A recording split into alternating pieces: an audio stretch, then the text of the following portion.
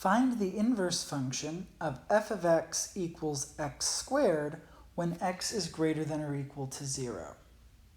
We'll write this as y equals x squared. We know we need to replace the x and the y, so this is x equals y squared, and then we know we need to get the y alone. Now, when we have y squared and we want to get y alone, we need to take the square root.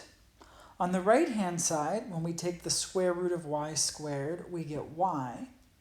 On the left-hand side, when we take the square root, we get root x. However, we have to be careful, because when we write the square root of x, this is implying that we want the principal or positive square root, whereas we could just as easily take the negative square root.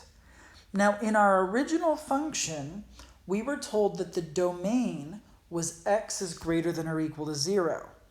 Remember that the domain of our original function corresponds to the range of the inverse function.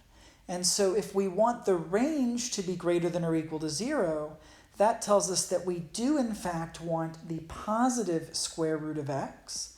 So this is the correct one. And so we can say the inverse function of x equals the principal square root of x, and that is our inverse function.